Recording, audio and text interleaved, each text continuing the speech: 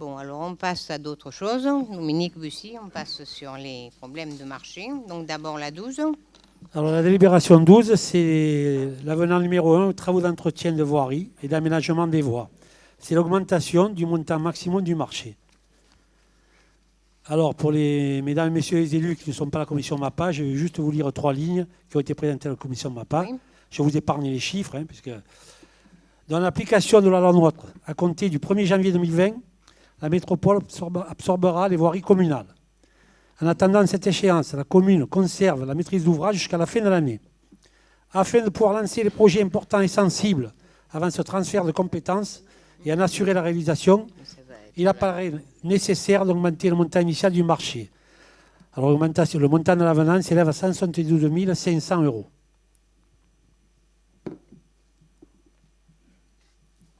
Est-ce que ça suscite des questions? Je crois que c'est assez clair. Ah non, c'était pas si clair que ça. Bon. Allez-y. Du coup, Madame le maire, un peu comme les marchés MAPA, est-ce que vous pouvez nous repréciser, s'il vous plaît, les travaux qui seront effectués dans le cadre de cette délibération? Merci. C'est un marché à bonne commande. Donc ça veut dire que c'est des travaux qui vont se succéder ou qui vont se paralléliser et qui ne sont pas obligatoirement entièrement programmés, puisque c'est quand il y en a besoin. Mais lesquels sont-ils? Ouais. Il y a des détails dans le rapport voilà, du BS. Dans BS. le BS, il y en a un certain nombre. Je ne dis pas que c'est exhaustif, c'est pour ça que ce n'est pas exhaustif. C'est ce que je voulais dire. Sur les services techniques, vous avez un détail dans le rapport du BS. C'est des travaux qui relèvent de ça. Il y a tout, bon, je ne vais pas vous énumérer, mais il y a les canaux, il y a la réhabilitation des terrains incendiés, il y a les travaux des voiries, chemin Valsec, etc. Oui. Il y a tout un détail là. Donc essayez de vous procurer le. Mais il a été envoyé de toute façon, c'est vrai, je ne pensais plus que c'était dedans. Hein. Le détail est dans le BS, donc de ce que vous nous dites, c'est que l'intégralité des montants qui sont affichés ici sont pour financer les projets qui sont énumérés dans le BS. Oui, okay, oui, et peut-être quelques autres. Mais... Alors lesquels? Justement, quand c'est en fonction des besoins, parce que si c'est une voirie qu'il faut remettre en état en cours de route, ça sera pris sur le marché à bonne commande. Ça sert à ça, un marché à bonne commande, hein. C'est qu'on puisse, je dirais, intervenir quand nécessaire. Monsieur Amaro, je rappelle que c'est un accord cadre qui a été attribué en marché à 3 entreprises différentes. Elles sont notées, et celles-ci, les chantiers sont partagés à ces 3 entreprises, je dirais, à peu près à équité avec ces 3 entreprises. C'est-à-dire qu'il faut qu'ils aient à peu près le même montant pendant l'année de travaux de voirie et de VRD. Donc, qui est contre? Qui est pour? Qui s'abstient?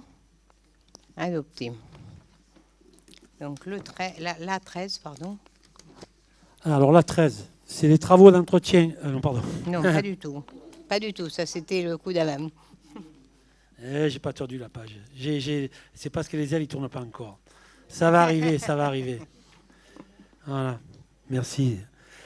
C'est l'attribution du marché des travaux dans le cadre de l'opération de la restauration du moulin des Pennes. Donc, le marché a été donné à l'entreprise Croix, André et Fils pour un montant global et forfaitaire de 566 767,10 € hors taxe.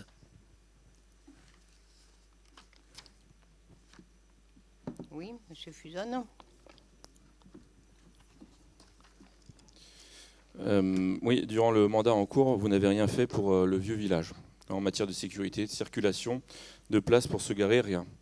Les commerces sont fermés les uns après les autres et vous avez laissé faire. Et là, miracle, à moins de 6 mois des élections, vous vous réveillez. Et tout d'un coup, vous voulez redynamiser le village, faire venir des touristes avec des produits locaux. Pendant 5 ans et demi, vous n'avez rien fait alors que vous pouviez. À 5 mois du premier tour des élections municipales, vous vous réveillez. La réfection du moulin est une très bonne idée, mais malheureusement, on a plus l'impression d'une opération de communication qui va coûter près de 700 000 €. Bon, vous verrez plus loin dans le conseil, vous avez dû le lire, qu'il y a des financements qui vont s'adosser à cela. Je vais le préciser, puisque monsieur Fuzon était à la commission MAPA, je le remercie d'ailleurs. On vous a donné tous les détails par rapport à cette délibération, et surtout préciser que sur les 566 000 et quelques, et j'arrondis, 570 000 €, et il y avait 50% le conseil départemental. 70. Non, 50 d'abord. Oui, puis 70. Et maintenant, Ils ont été donc intéressés par le projet. Et il y a une délibération, je crois, qui est présentée par M. Vega, si je ne m'abuse, un peu après, qui va augmenter de 20%. C'est-à-dire que ça va être cofinancé par le conseil départemental à 70%.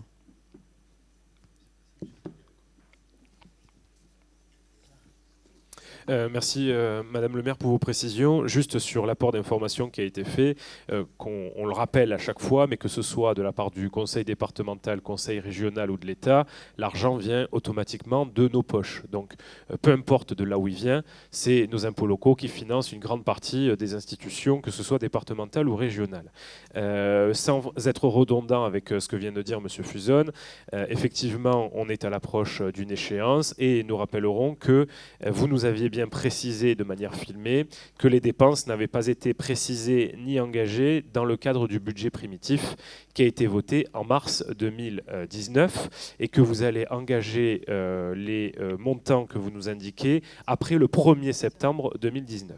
Concernant le moulin, effectivement, on met un petit peu la charrue avant les bœufs. Est-ce que c'est un bon projet ou pas? L'avenir nous le dira. Ce que nous pouvons en tout cas dire, et là où nous sommes certains, c'est qu'en l'état actuel du village, dans lequel vous l'avez amené par l'inaction depuis maintenant des années, Monsieur Fuzon parlait du manque de stationnement, effectivement, on va s'orienter forcément vers un projet qui n'est pas viable.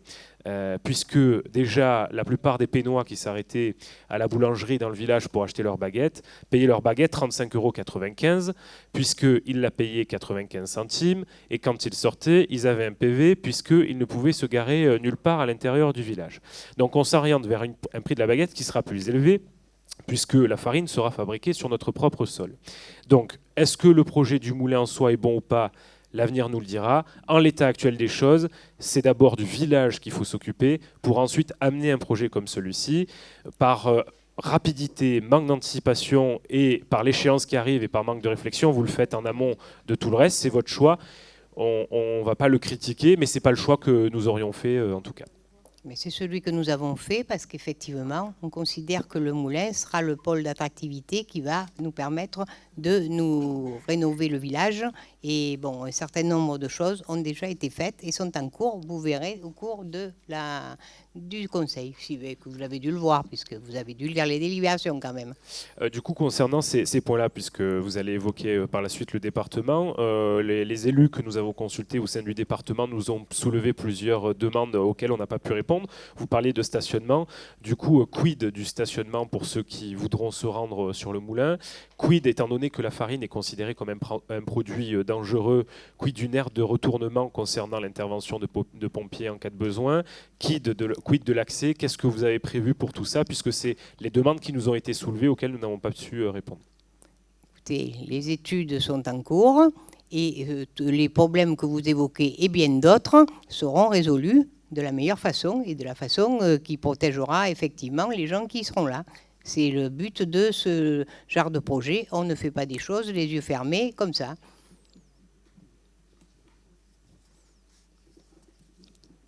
Bon, alors, qui est contre? Qui est pour?